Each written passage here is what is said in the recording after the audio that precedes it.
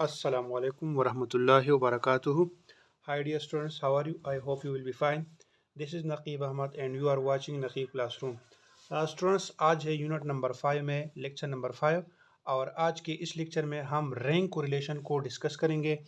लेकिन इसको डिस्कस करने से पहले अगर आप हमारे इस चैनल पर नए हैं तो मेरा ये रिक्वेस्ट है कि सबसे पहले आप हमारे इस चैनल को सब्सक्राइब करें और साथ ही बेल आइकान को प्रेस करें ताकि हर एक नई वीडियो आपको वक्त पर तरतीब से मिलता रहे।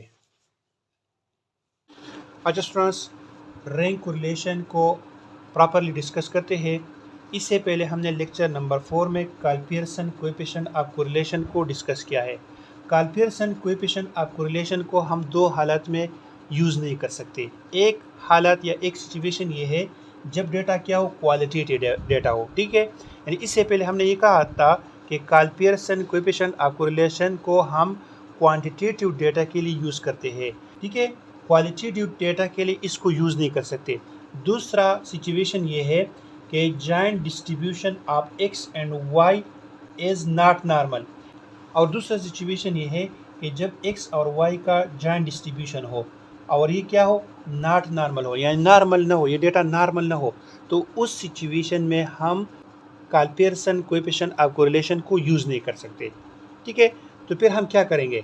तो इसके लिए 1904 में चार्ल्स एडवर्ड स्पीयरमैन ने रैंक कोरिलेशन को इंट्रोड्यूस किया, ठीक है।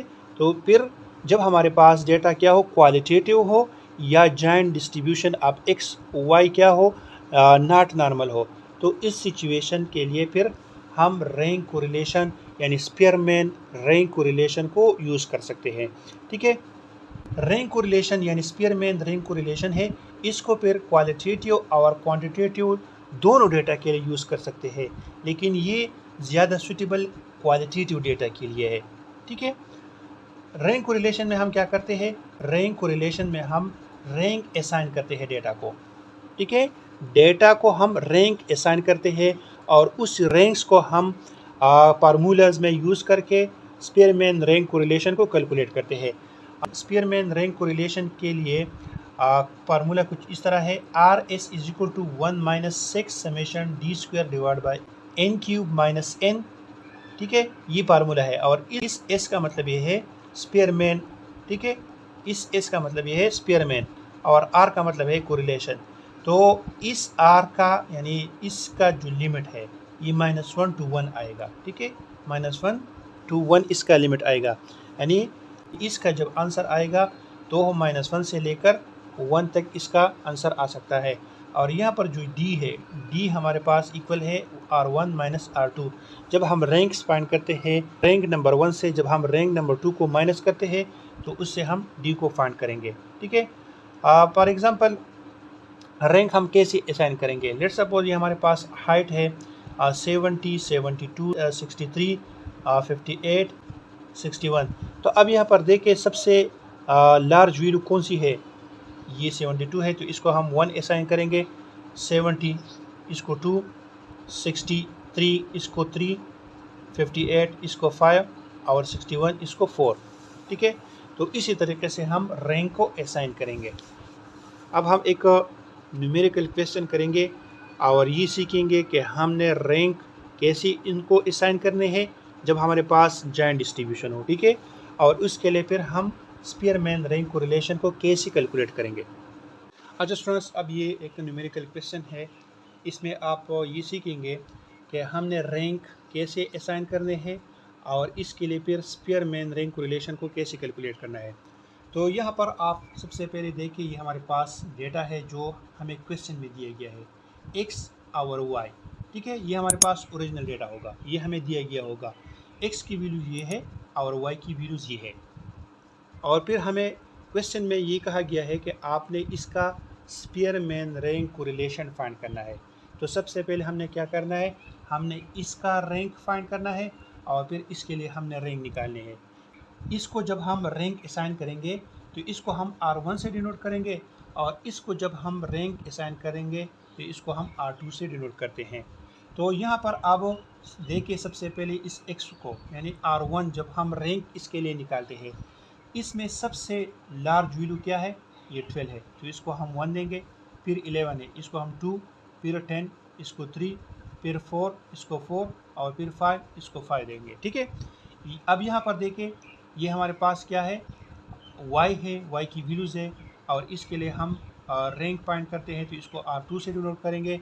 अब यहाँ पर देखिए सबसे लार्ज वैल्यू ये 12 है तो इसको हम 1, फिर क्या है, फिर 11 है इसको 2, फिर 10 है इसको 3, फिर 9 है इसको 4 और फिर 2 है इसको 5।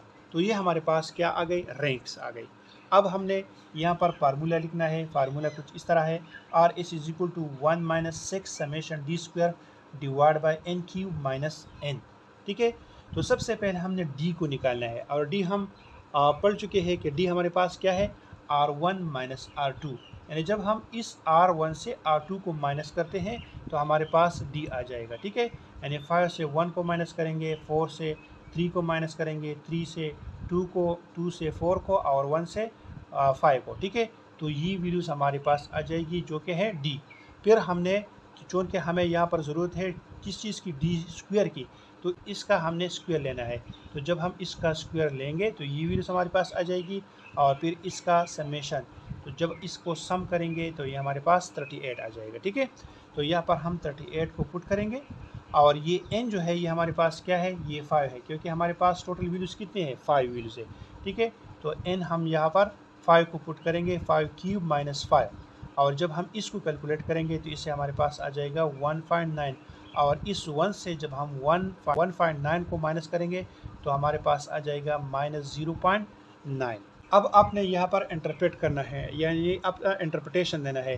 तो इसका इंटरप्रिटेशन कुछ तरह है, चूँकि ये हमारे पास क्या है, -1 के करीब है, तो हम यहाँ पर लिखेंगे कि यहाँ पर स्ट्रांग निगेटिव कोरिलेशन है। ठीक है, यानी x और y के दरमियान स्ट्रांग निगेटिव कोरिलेशन है।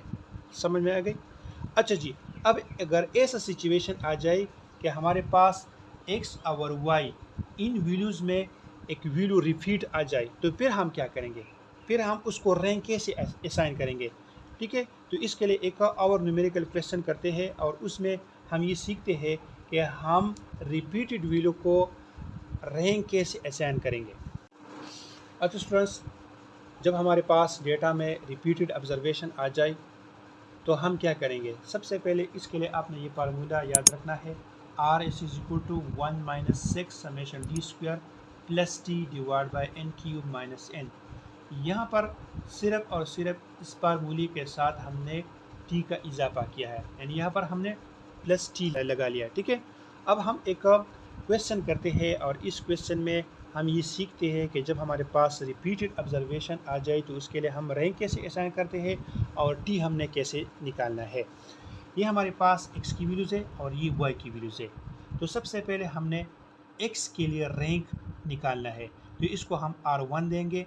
ठीक है, और फिर y के लिए रैंक निकालेंगे, इसको हम R2 देंगे। यानी सबसे पहले आपने R1 की तरफ देखना है, यानी x में जो सबसे लार्ज वैल्यू है इसको हम 1 देंगे। सबसे लार्ज वैल्यू हमारे पास 120 है तो इसको हम 1 देंगे। फिर ये है इसको 2, ठीक है, फिर ये है इसको 3, फिर ये है इसको 4, फिर इसको 5, ठीक है, और इसको 6। अब यहाँ पर ये 98 है, ये भी 98 है और ये भी 98 है, यानी 7 नंबर पर भी 98 है, 8 नंबर पर भी 98 है और 9 नंबर पर भी 98 है। ठीक है, यानी यहाँ पर अब रिपीटिशन आ गई, यानी टाइड ऑब्जर्वेशन आ गई। तो अब हमने क्या करना है, हम तो ऐसा नहीं कर सकते कि एक को 7 दे दे, एक को 8 दे दे, एक को 9 दे दे। चूँकि ऑब्जर्वेशन क्या है, सेम है, तो हम क्या करेंगे, हम यहाँ पर लिखेंगे कि सीरीज़ नंबर x में 98 जो है ये हमारे पास रिपीट हुआ है 3 टाइम्स। और कौन कौन से नंबर पर है, 7 नंबर पर, 8 नंबर पर और 9 नंबर पर। ठीक है, तो हमने इन सबको आपस में ऐड करना है और इसका एवरेज हमने निकालना है। तो इसका जब हम एवरेज निकालेंगे तो ये वैल्यू हमारे पास आ जाएगी, क्या है, 8 है।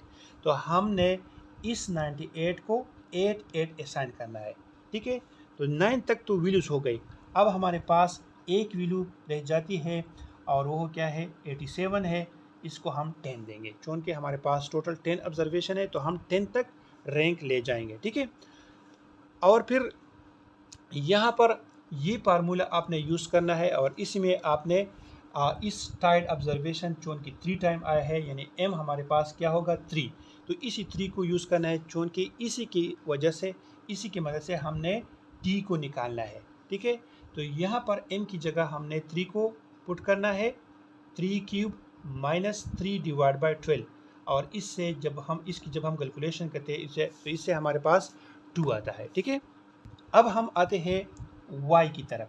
ठीक है, और इसका हमने रैंक निकालना है। इसमें सबसे लार्ज वैल्यू है 85, तो इसको हम 1 देंगे। ठीक है, फिर हमारे पास ये वैल्यू है, इसको 2, फिर इसको 3, इसको 4, इसको 5। अब यहाँ पर 73 है, ये 6 नंबर पर है, और इसी तरह ये 73 है, यानी 2 वैल्यूज आए हैं रिपीटेड। ठीक है, एक 6 नंबर पर है और एक 7 नंबर पर है। ठीक है, तो इसी के लिए भी हमने वही प्रोसीजर अपनाना है। यहाँ पर लिखेंगे 73 रिपीटेड 3 टाइम्स। ठीक है, और किस नंबर पर है, 6 नंबर पर और 7 नंबर पर है। तो इसका हमने एवरेज निकालना है। तो इसका जब हम 6 और 7 को ऐड करते हैं, 2 पर डिवाइड करते हैं, तो इससे हमारे पास आता है 6.5। तो इस 6.5 को हमने इस 73, दोनों 73 को असाइन करना है, यानी 7 तक तो हम गए। अब 8 नंबर पर हमारे पास वैल्यू है ये 70, तो इसको हम 8 असाइन करेंगे। फिर है हमारे पास 9 नंबर पर वैल्यू ये 68, तो इसको हम 9 असाइन करेंगे, और फिर है 65, तो इसको हम 10 असाइन करेंगे। ठीक है, समझ में आ गई। तो ये हमारे पास रैंक्स हो गई y की। अब हमने यहाँ पर इस फार्मूला को यूज़ करना है, m3 minus m power 3 minus m divide by 12। ठीक है, जोन कि यहाँ पर रिपीटेड वैल्यूज कितने आए हैं, 2, तो m की जगह हमने यहाँ पर 2 फुट करने हैं। ठीक है, तो जब हम इसकी कैलकुलेशन करते हैं तो इससे हमारे पास 0.5 आती है। ठीक है, समझ में आ गई। अब हमने इन दो वैल्यूज़ को आपस में ऐड करके इससे हमने t को निकालना है, यानी जब हम t को निकालेंगे तो इसकी जो वैल्यू है और इसकी जो वैल्यू है, इन दोनों को हम आपस में ऐड करेंगे, तो ये हमारे पास t की वैल्यू आ जाएगी। तो t की वैल्यू आपने इसी तरह फाइंड करना है। ठीक है, नेक्स्ट हमें ज़रूरत होती है d की।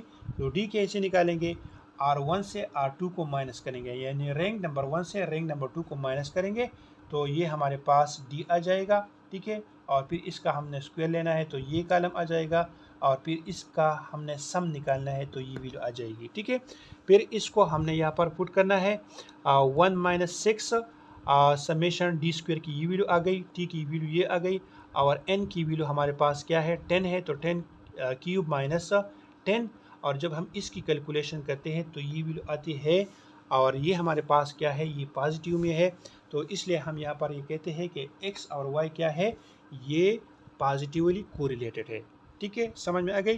तो उम्मीद है आज का लेक्चर आप सबके समझ में आया होगा। इंशाल्लाह नेक्स्ट लेक्चर में फिर मुलाकात होगी, तब तक के लिए अल्लाह हाफिज़।